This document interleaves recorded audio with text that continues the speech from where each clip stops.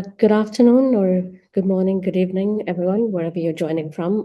Thank you for joining today's webinar, From Principles to Practice, Operationalizing a Just and Inclusive Energy Transition. I'm really happy to welcome all of you here today for this webinar. This is the first webinar we're doing as part of this compact, and it is my pleasure that we have been able to bring together partners, practitioners, and various members of the Just and Inclusive Energy Transition community to reflect on how each of us have been able to translate these shared principles into real measurable impact. A just and inclusive energy transition is not just about transforming energy systems, but also about ensuring that the transition delivers on opportunity, resilience, and improved lives for all. And it is our hope that in today's discussion, we will be able to focus on how this is being implemented into practice in various areas of work in various parts of the world, and what are the challenges that still remain, and where collaboration in communities like this can help accelerate progress. To start us off, it is my pleasure to introduce Stefano Marcuccio, the Deputy CEO of Sustainable Energy for All, who will give us opening remarks. Stefano, over to you. Thank you, Divya. It is a great pleasure to welcome all of you today for the discussion on moving from principle to practice in delivering a just and inclusive energy transition. On behalf of Sustainable Energy for All, I would like to thank our distinguished speakers, partners, and participants for joining this important conversation. The global energy transition is accelerating. In 2025, global clean energy investment was projected to exceed $2.2 trillion. Renewable energy now generates around 1/3 of global electricity, yet nearly 660 million people still live without access to electricity, underscoring that while the transition is advancing rapidly, it benefits only a small share of the world. The central question remains who benefits and who risks being left behind. Ensuring that the transition is not only fast, but also fair and inclusive is one of the defining challenges of our time. The Just and Inclusive Energy Transition Compact was created to help translate shared global principles into real, measurable action across policy, finance, workforce development, and project implementation. Today, we are seeing growing commitment for governments, development partners, and the private sector to embed social inclusion into what we do. We are very happy that we have brought 20 new signatories on board of the compact.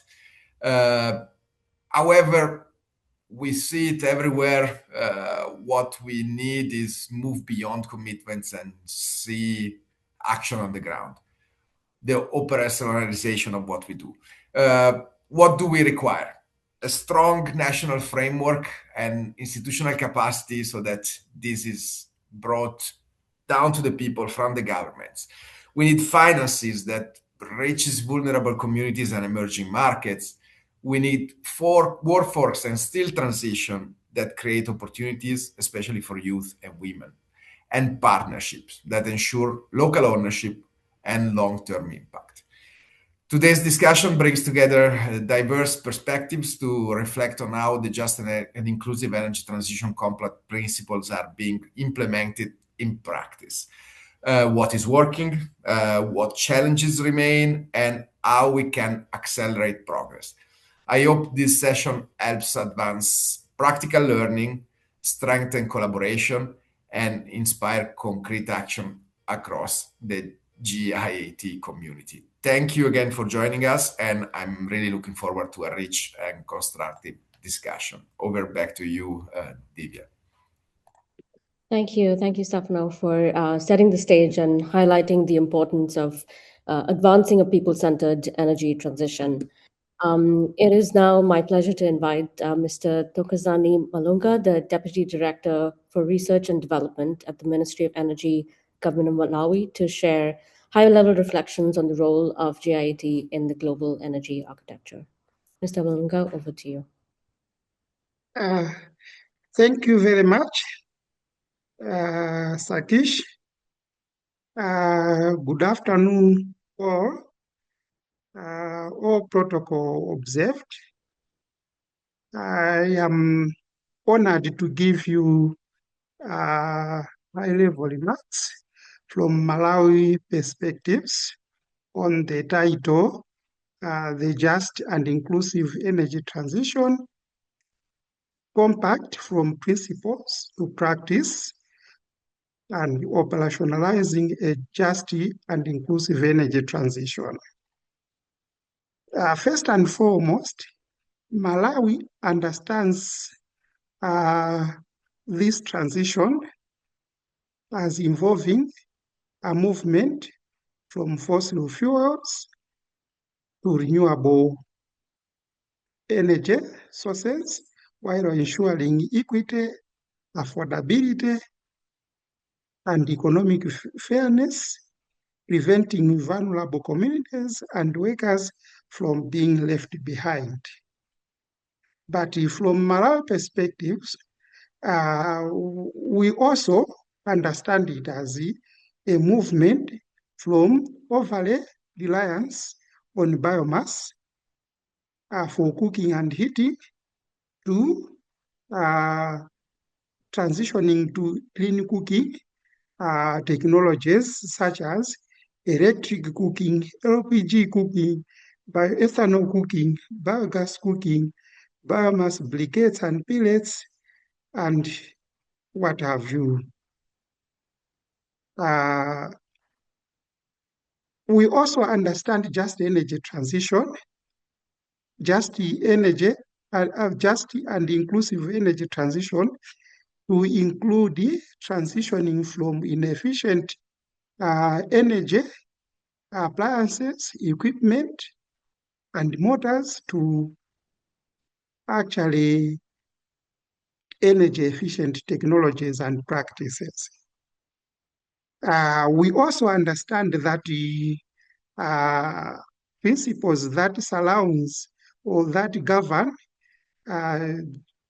just and inclusive energy transition include stakeholder participation, social protection, job creation, local value addition, and universal energy access.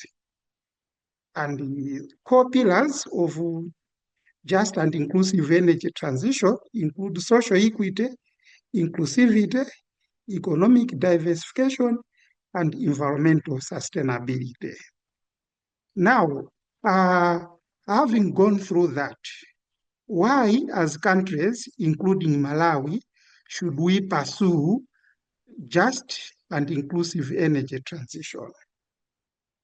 First and foremost, countries in the world have all signed a Paris Agreement, which is a legal binding international treaty to limit global warming well below 2 degrees Celsius, with an aspiration goal of going 1.5 degrees Celsius compared to the pre-industrial levels.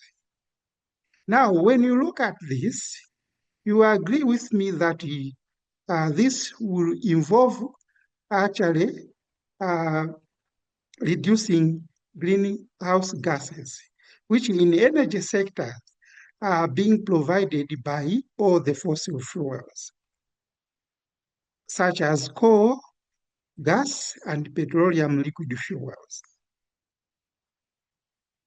These are being used in energy sector for power generation, transportation, and in the other industrial processes. Now, in case of Malawi, power generation, we are all good because we are 90% renewables, where hydro is 72%, solar is 18% in the power generation mix, and the thermal is just 10%. And we don't usually use thermal diesel generators frequently. They are just used for emergencies and peaking purposes. If at all, this arise during the day. Though Malawi's situation is like this, but we still have obligation to ensure that our energy or power generation mix is still or remains dominated by renewable energy, because as the other countries in sub-Saharan Africa and in the Great Rift Valley, we are affected by climate change hazards such as cyclones, floods, drought, and extreme heat. In liquid fuel, Malawi actually import 99.1% of all liquid fuels that we use in transportation sector. Only 0.9% we produce it locally through what we call biofuel ethanol, which is blended with the gasoline at the ratio of 20-80%. So you can see that just as other countries, Malawi needs to put more effort to transition the country's transportation sector away from fossil fuel. In this course, Malawi is not only pursuing the bioethanol in transportation sector, but we have also opened up for electric vehicles so that people should transition to electric vehicles. For example, what we have done, we have actually waived all import taxes on electric vehicles and also motor bicycles, so that they come in Malawi duty-free. Apart from that, we have also come up with the regulations that will regulate the implementation of e-mobility charging stations. With these interventions, currently Malawi has 30 electric vehicles registered by road traffic, and also 280 two-wheelers, which are motorcycles, which are electric in Malawi.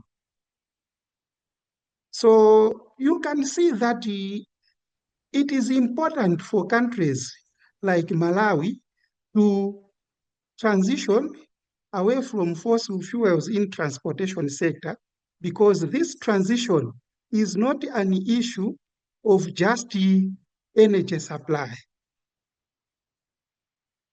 It is an issue of also, it is an economical issue, because we lose a lot of forex to import fuel from overseas, and this fuel, which is very scarce in African countries, could be used for other economic purposes like importing capital goods.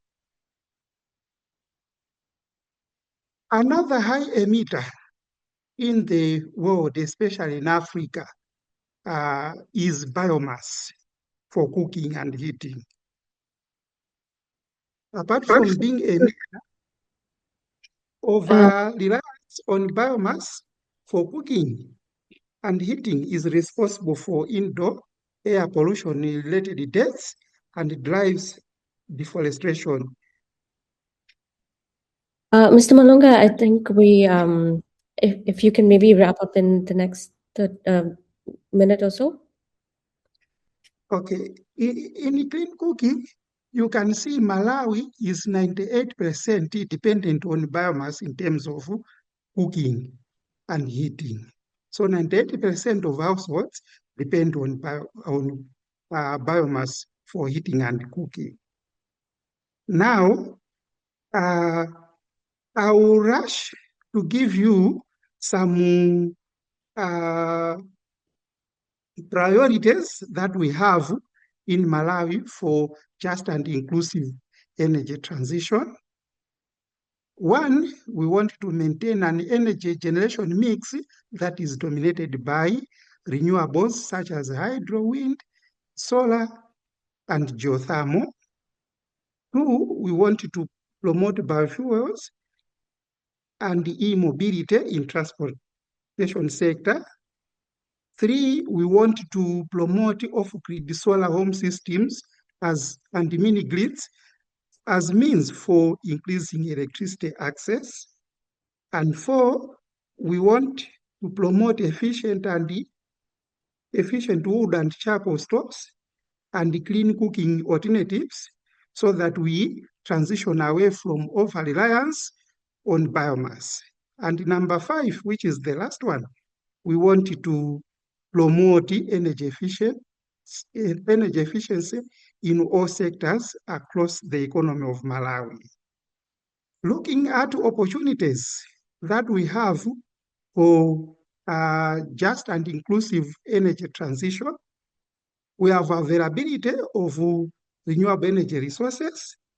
We have got emerging technologies, which include technologies like battery energy storage, which improve reliability of variable renewable energy sources when you pump them into the grid. We have emerging technologies in energy efficiency, such as prepaid meters, LED bulbs, smart grids, and smart meters.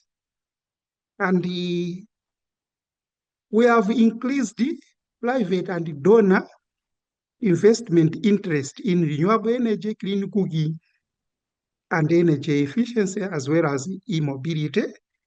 And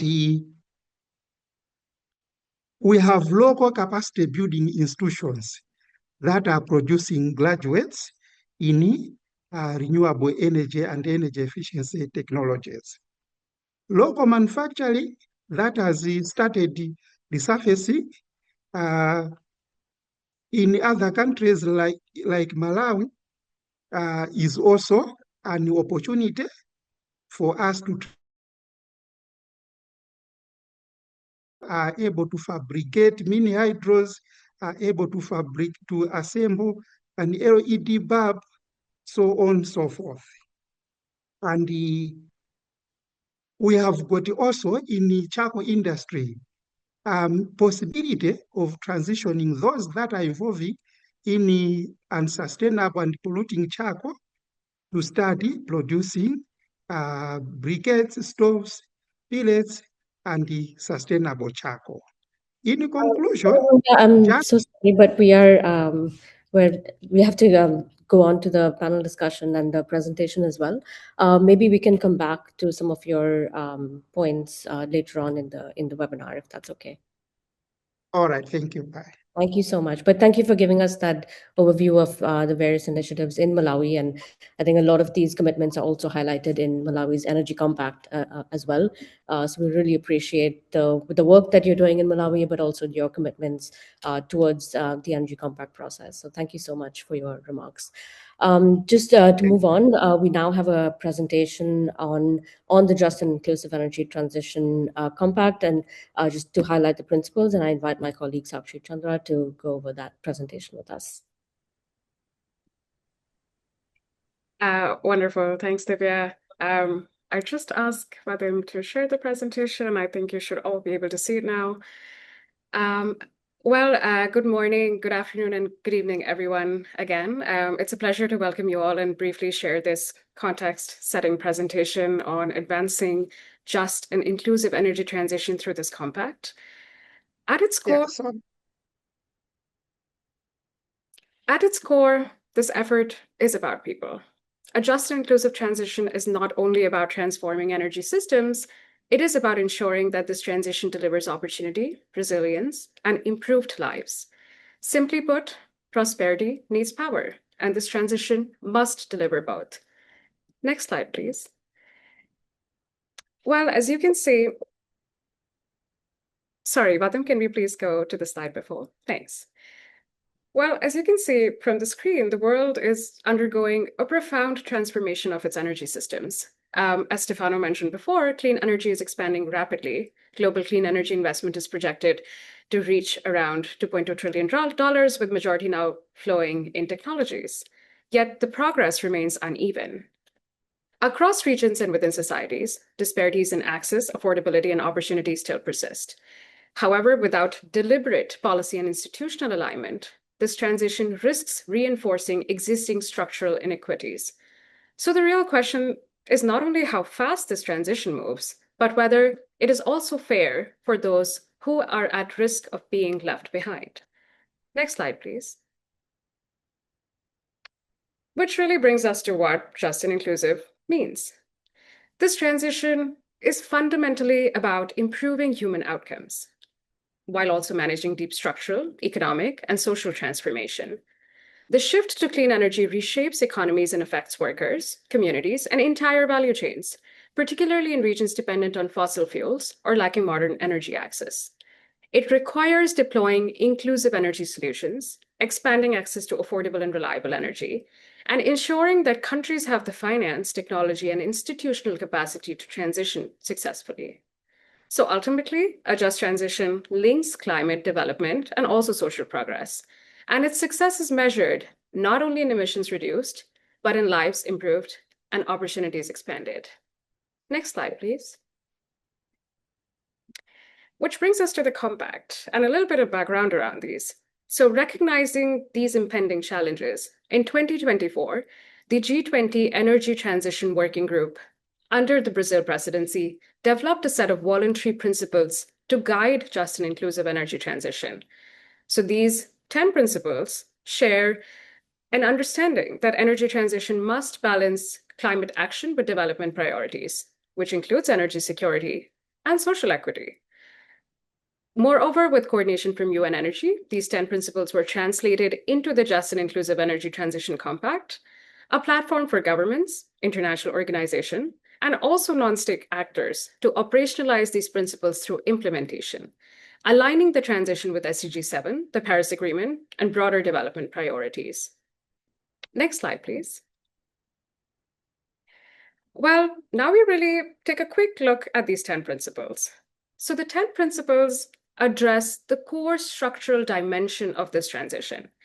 The first set of principles focuses on how energy transitions are designed and governed. So they really emphasize long-term integrated energy planning, recognizing that just outcomes depend on how systems are designed, including energy access, affordability, market stability. Ending energy poverty is central, not only for expanding electricity access, but for ensuring affordable and modern energy for all. Equally important, however, is meaningful social dialogue and participation. A just transition requires engaging on multiple levels with on-ground workers, frontline communities, and stakeholders in the decision-making process, because how policies are shaped determines how fairly the costs and benefits of this transition are distributed. Next slide, please. Well, the next set of these principles focuses on managing the social and distributional impacts of the transition. What that means is that we have to emphasize strengthening our social protection systems to support the communities affected by the structural change, ensuring equitable policy design across metrics and meters of gender, age, vulnerable groups, and respecting human rights, labor rights, and the rights of indigenous people. Next slide, please. Well, this brings me to the final group of principles, which really focuses on long-term development outcomes. They highlight the need to expand affordable and dependable clean energy systems, implement transition pathways responsibly, promote inclusive economic development, and support labor market transformation through reskilling and quality employment. Evidence from labor and transition studies show that targeted reskilling, income support, and inclusive policy design significantly reduce transition risks. They help ensure that vulnerable populations benefit from new economic opportunities rather than face displacement. Since 2019, as per IEA, the sector has already added 5.4 million roles, making clean energy one of the most powerful engines for job creation worldwide. So if you look at all of these principles together, they really position the energy transition as a driver of this structural change. strengthening productivity, enabling local value creation, and supporting resilient communities and economic growth over time. Next slide, please. Well, which really brings us to how we have multiple stakeholders as part of the compact, which is the central challenge today of implementation. Delivering a just and inclusive transition requires embedding inclusion into national planning, aligning finance with equitable outcomes, strengthening institutional capacity, and supporting regional economic transformation. And in practice, this requires coordinated action. Governments translate principles into policy and planning, development partners mobilize finance and technical support, private sector drives investment and innovation, and civil society helps ensure participation and accountability. When implemented effectively, the results are clear: expanded energy access, new economic opportunities, improved resilience, but most importantly, inclusive transition pathways. Something we will look forward to and hear more in our panel discussion soon. Next slide, please. Well, this really brings me to the end of this presentation, and just to say that the Just and Inclusive Energy Transition Compact is a global call to that action. We invite governments, partners, stakeholders to join the JIET Compact and help drive practical progress, advance inclusive energy access, support workers, communities, and enable resilient and sustainable development. The objective is clear: to ensure the global energy transition delivers not only decarbonization, but opportunity, resilience, and equitable development for all. I really hope you will join us in this mission. Please feel free to check out the QR code, which will take you to the website with the form. And please feel free to reach out to us on the email address as well. Thanks so much. I will hand over back to my colleague Divya to take over the panel discussion. Thank you, Sakshi. And now we will move to the panel discussion. I will quickly introduce our panelists for this afternoon.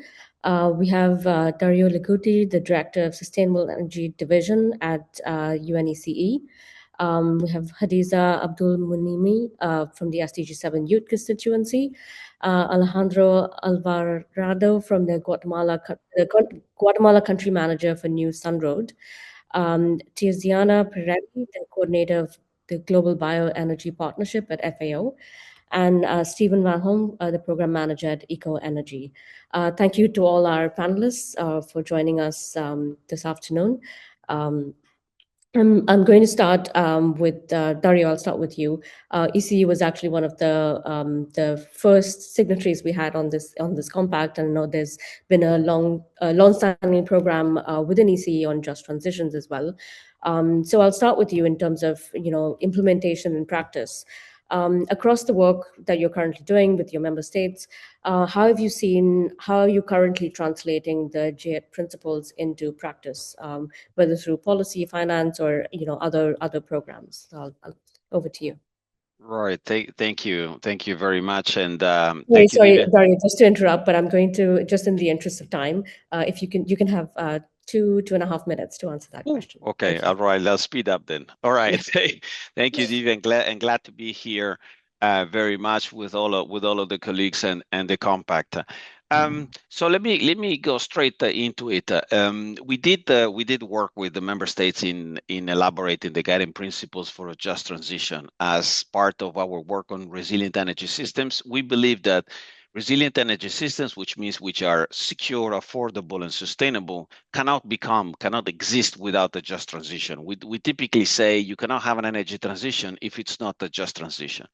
So with that in mind, we elaborated the guiding principles for a just transition, which are very similar, if you want, to the compact, to the principles that Sakshi just presented. Some of them are the centrality of planning and monitoring results, very, very important. If you don't measure, you don't know what you're talking about.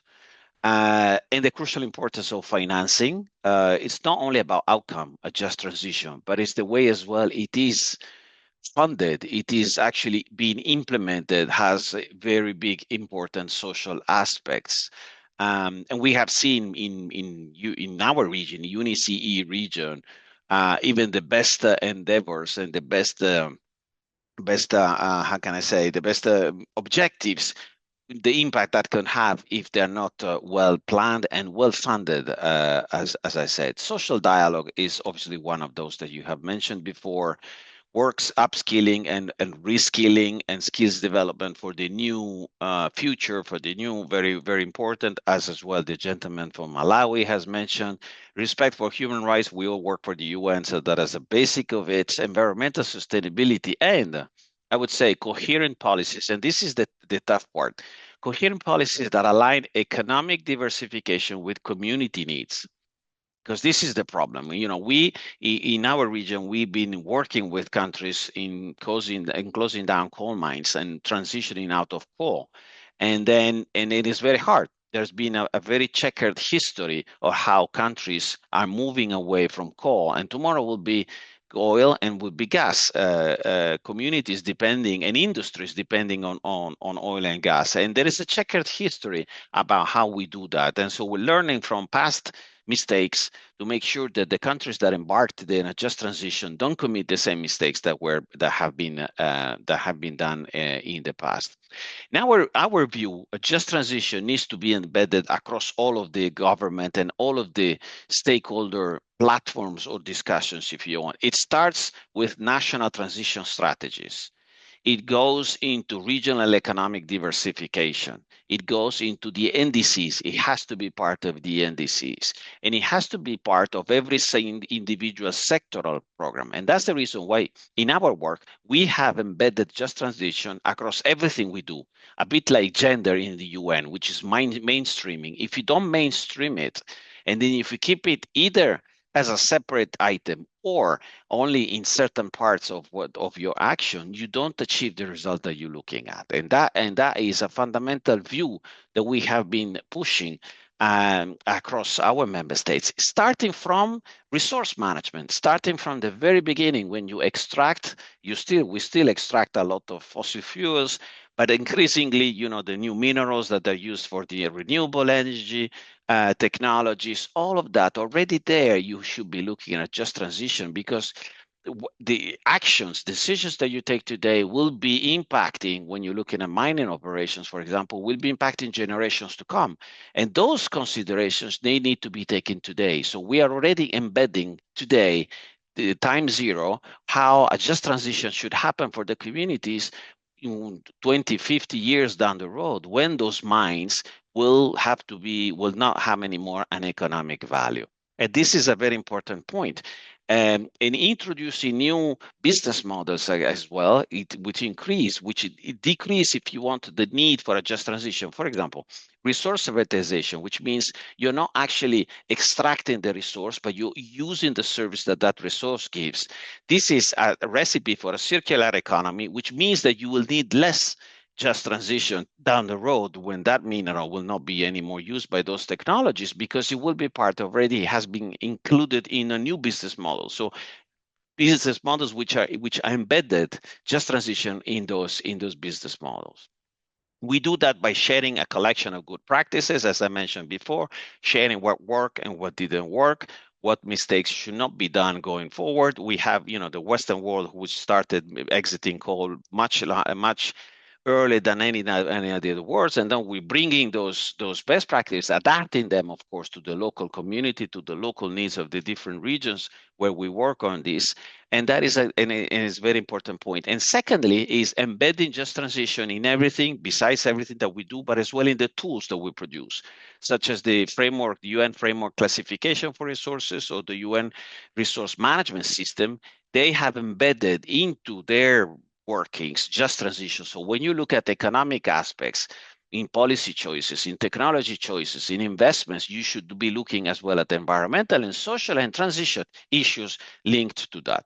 We're very proud, and I conclude with that, of being one of the signatories of the compact endorsed by the G20 ministers. Through the compact, we will continue, we endorse and we champion the 10 principles that were presented by our colleague, and we'll be looking forward, as well as working with the other signatories and all of the colleagues around that, in creating strong partnerships to bring forward just transition. Just transition is all about partnership. You cannot do it alone. It's partnership between different stakeholders, different UN organizations and non-UN organizations, to help the people in the local communities. Thank you very much. I probably took more than 2.5 minutes, but I hope I'll try to be as quick as possible. Thank you, No, Divya. but that was a great response. Thank you so much for your remarks, Dario. Alejandro, I'm going to move to you next. Just in your work on ensuring inclusivity in energy access, especially in underserved and remote communities in Guatemala, how do you see these principles translating into your work? Thank you, and thank you for having me. So at Nuclear Guatemala, we see these principles being implemented at a project level. That we aim to create a model that can be replicable and scalable to connect those 600 plus people that we already mentioned before in this conversation. So allow me to provide some context. Guatemala is a small country in Central America with rugged geography and a rich cultural history. We have more than 23 Mayan languages. However, this diversity does not translate into access, sadly. So we still have 1.5 million people, so around 10% of the population that lack access to reliable energy. And this mainly translate to Mayan population, indigenous population that has historically limited access to education, basic health services, and economic opportunity. So how do we do this? We do it through our Digital Community Center initiative. We work with rural indigenous communities, deploying the centralized solar energy systems with smart management and control technology that is developed by Newsom Road. And we combine this technology with connectivity and capacity building programs in their own Mayan languages. We have a network of 30 working digital community centers with 3 different Mayan languages. And these programs ensure that this energy access actually translates into real and social economic opportunity for these communities. I think a key component of our initiative is focusing on local leadership. This ensures that communities are not only energy consumers, but active participants and decision makers. Of course, barriers remain, as we've mentioned, the challenge of traditional energy planning and financing frameworks that often prioritize grid expansion projects or large-scale centralized system that can overlook the centralized solution that can be not only more suitable for these communities, but cost-efficient for central governments. We believe that to fully operationalize this inclusive transition, we need, of course, financing mechanism, policies, and institutional frameworks that recognize and support community and driven initiatives and decentralized energy models that will allow this just transition to happen in a more efficient way. We have the technology, but we need the support from central governments and financing institutions to make this transition possible. And this is just a model that this can happen, and we are pushing and trying to get this model to other countries and other geographies as well. Great, thank you so much. Just staying on the theme of community-centered energy transition, Stephen, I'll come to you next. Just in the work that Eco Energy is doing, if you can briefly elaborate on why you joined the compact, but also how these principles translate into the work that you're doing. Yeah, thank you. 2.5 minutes, please. Thank you for the invitation. And we are a non-profit organization. And our focus is on the promotion of renewable energy since 2013, but not just renewable energy. Us from the beginning, from our activities, we have said we want to always make a link between renewable energy and all the SDGs. Renewable energy in relation to nature, renewable energy in relation to a just and inclusive energy transition, and so on. We want to make it as concrete as possible. We do not only talk to politicians, we also talk to energy consumers, households, businesses, and so on. And to make it as concrete as possible, because that's one of our concepts, we want to see deeds, we want to see action, not just words. And that's also where we fit in nicely, I think, in this compact and in this session, which is about transition from principles to action. We always focus on action, and to make it concrete, we have this eco label. We say to companies, do not just switch to renewable energy, but if possible, switch to renewable energy, which has the label. And when they see the label, then they know it covers several aspects, which are all checked and verified by us. I'm not going into detail about all these aspects, but let's focus on the aspect just and fair energy transition. Everyone who uses our label pays a contribution of minimum 10 euro cents per megawatt hour to our climate fund. And we promise to the clients, to the users of eco-energy labeled energy, that we will use that money, these funds, in the best possible way on places where people need it most. And then it resonates very well with Alejandro, but what Alejandro just says, the technology is there, the knowledge is there, people want to do, but financing is often a gap. We like to focus on strengths. We are not in Guatemala, we are not in Malawi, so we cannot put the solar there, but we are in Europe, and for us, it's a bit more easy to reach out to companies and to people with money. It's not always easy, but still we do what we can. So this fundraising aspect comes in. We had the speaker from Malawi, for example. We have done with our funds financed solar kiosks in Malawian schools where the electricity is being used to pump water, but also where people can charge their mobile phones, where the school has done access to electricity for laptops and so on. We talked about indigenous people. Here is these are all just recently financed projects. People send us down photos of what they do and short reports. Indigenous population in Bolivia, solar-powered water pumps in the Bolivian highlands. We have other projects also in Bolivia about solar-powered cooling, where then fishermen can store their fish, which then creates marketing opportunities and so on.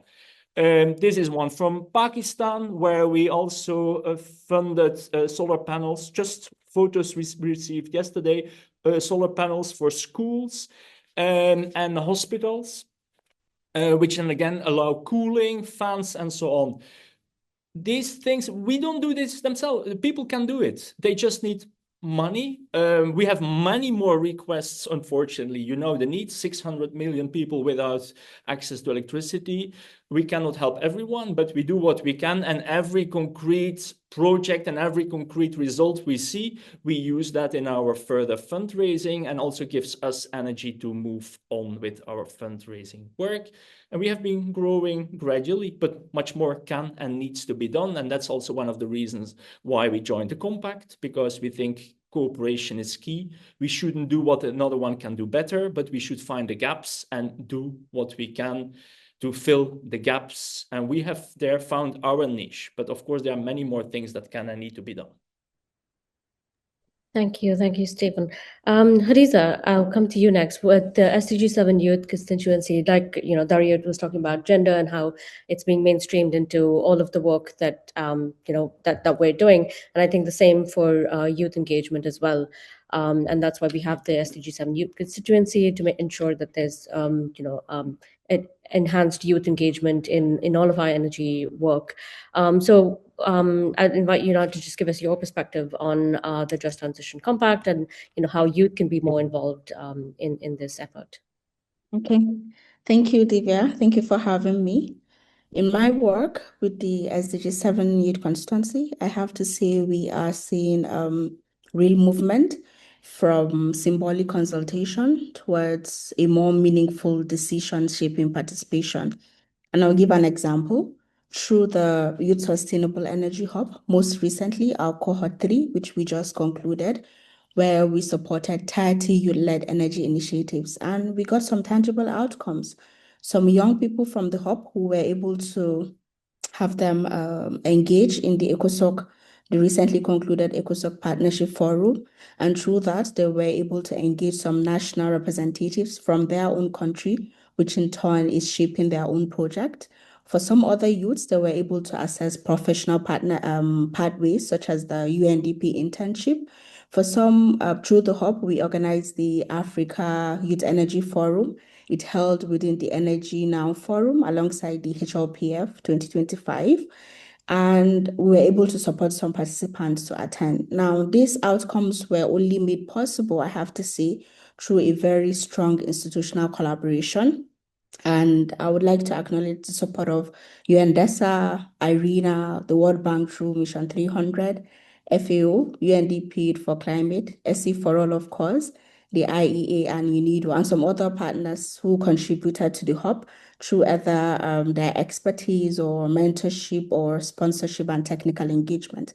Now, this collective effort shows that a structured partnership can translate inclusion from intention into real opportunity. Also, a central pillar of this work that we've done is the capacity building session.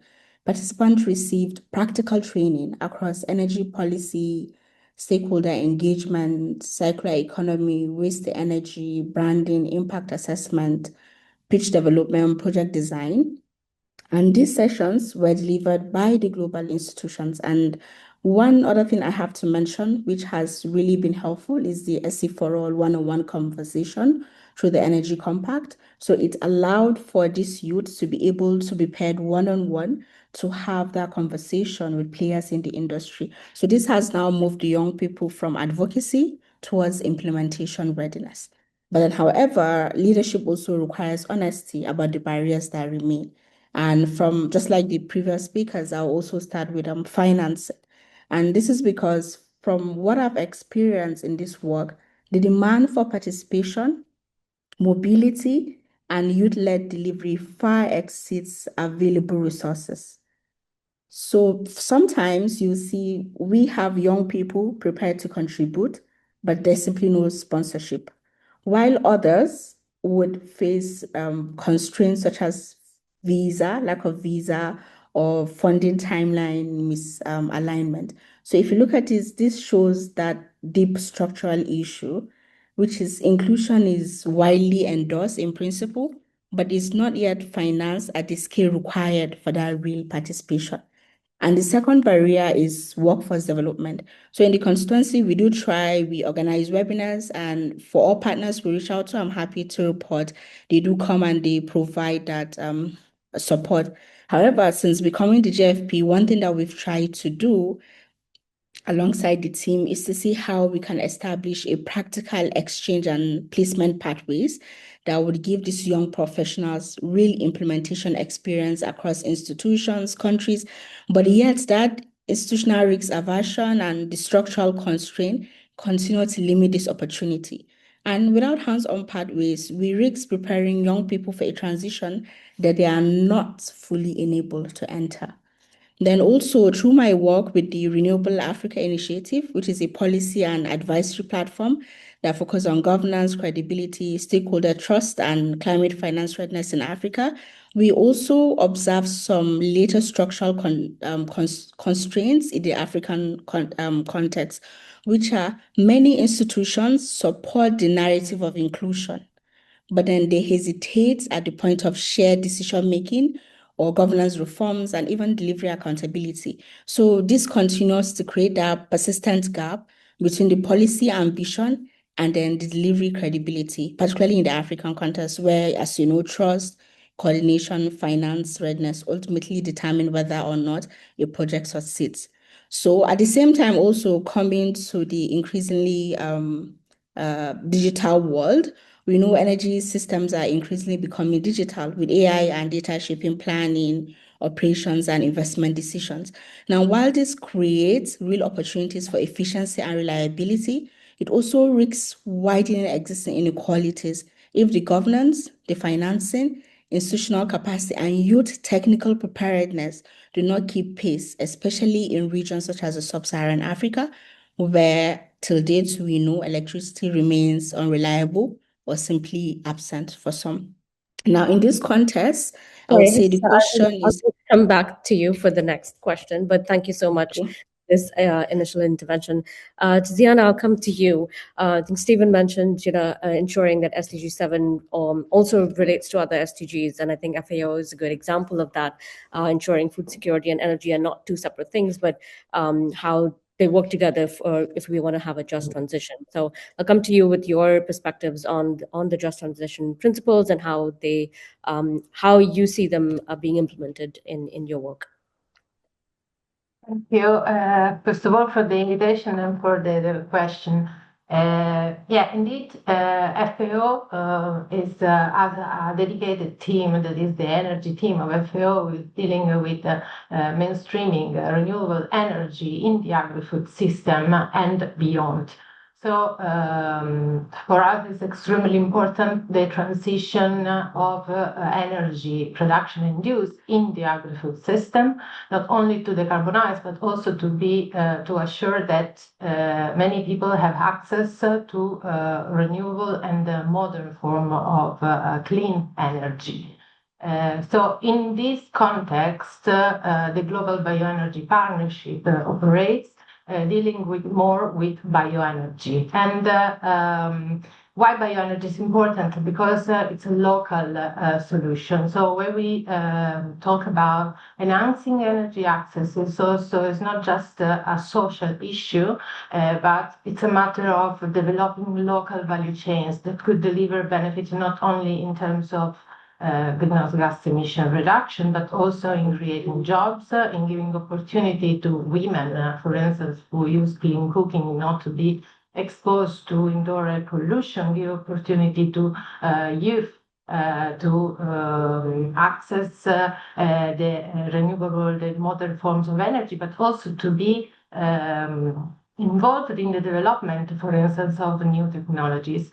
And this being researchers, for instance, developing new energy systems.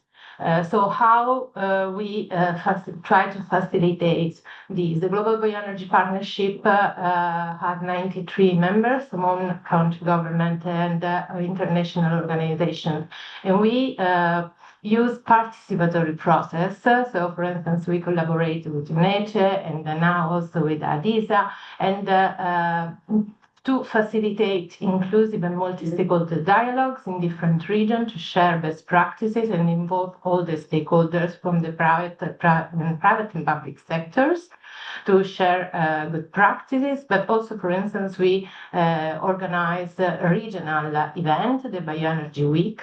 And in the last 3 years, we have included 1 day fully dedicated to youth, engaging youth and dedicating them activities to build their capacity and to be engaged in sustainable bioenergy development.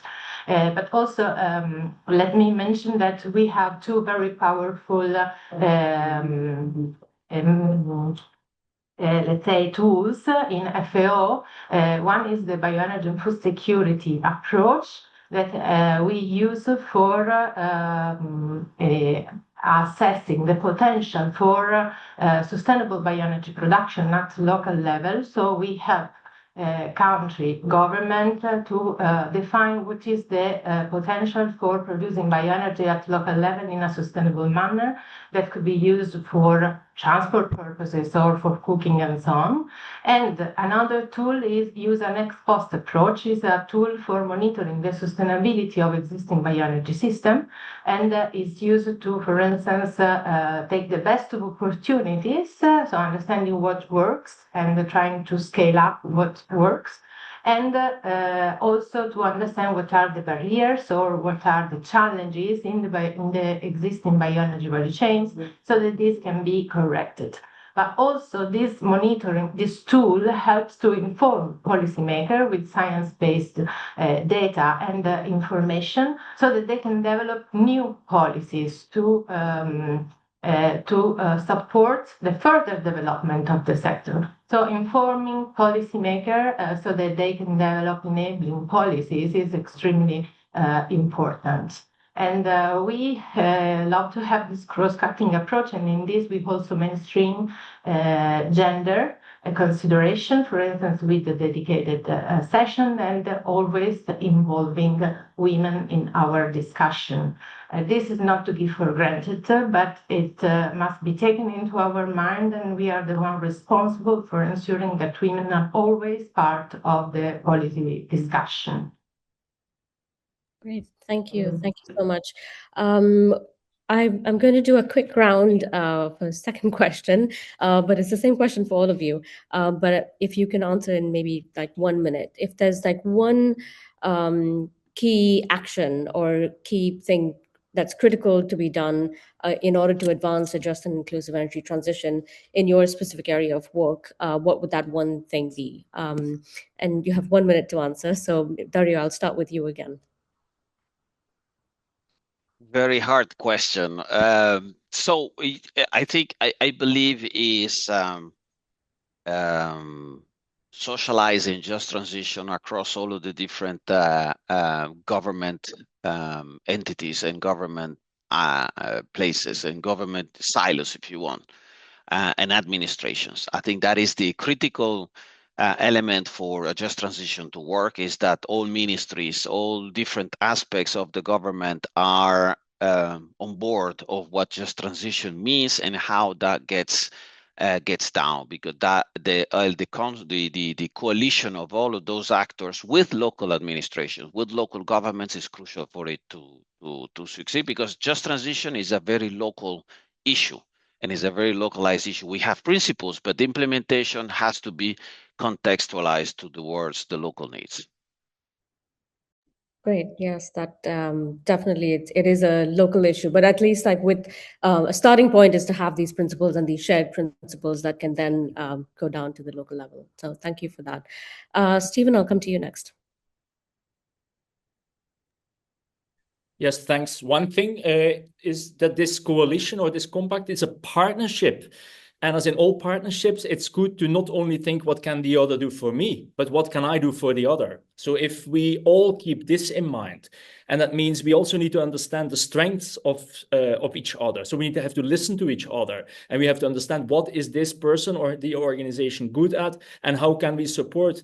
And in most cases, there is always something you can do. Yeah, it's already by just giving moral support, giving people a like, giving people a thumbs up is already quite a lot. Because let's not be mistaken, it's nice to talk about fair and inclusive energy transition, but the majority of the world is not behind us, yeah, or is not with us. There are still massive amounts of money being pumped into exactly the opposite message. And there is also a lot of people in this world who abuse all these vague things and words and conferences to contribute to creating confusion, but in the end, nothing happens. And there are many people benefit, or many companies benefiting from the fact that nothing happens. So my message would be concrete action, making sure that things move, everyone does what they can, and also think, where can we help the others that are working on things to do even better what they are doing?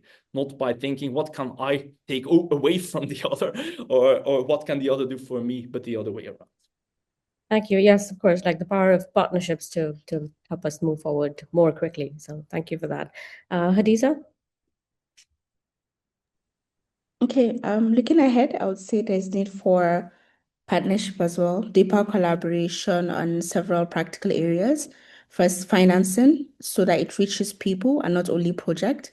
Because across many contexts, I see the core limitations is not usually the absence of willingness to contribute, but the lack of resources to support that participation. Then second is real workforce entry points into the transition.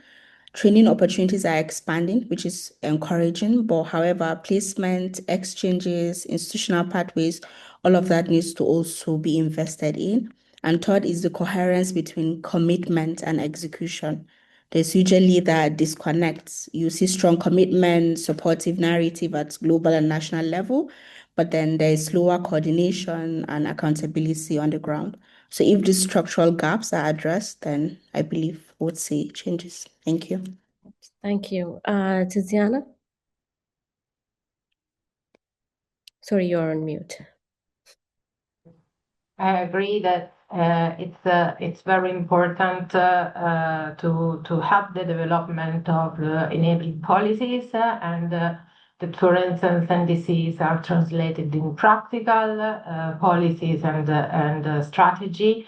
And the most difficult thing, I think, is the alignment of, for instance, the policies coming from different ministers for the same country, so aligning all of them so that we could have a holistic approach and that create stable regulatory framework and enabling policies that could attract investment and that at the end could create a long-lasting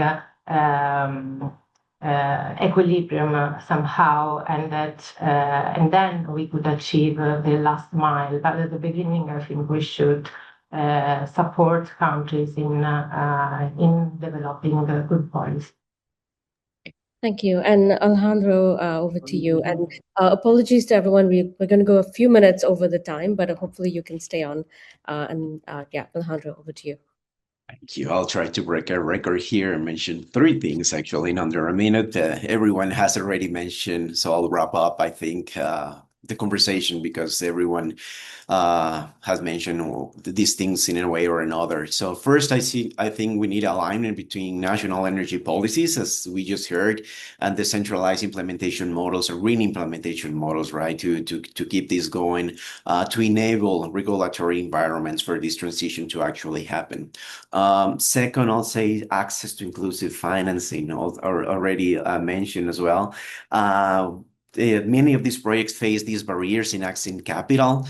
So even though these deliver social and climate outcomes, right? So development banks, climate funds, and public-private partnerships, for example, can help to bridge this gap by supporting scalable, decentralized solutions and other green solutions.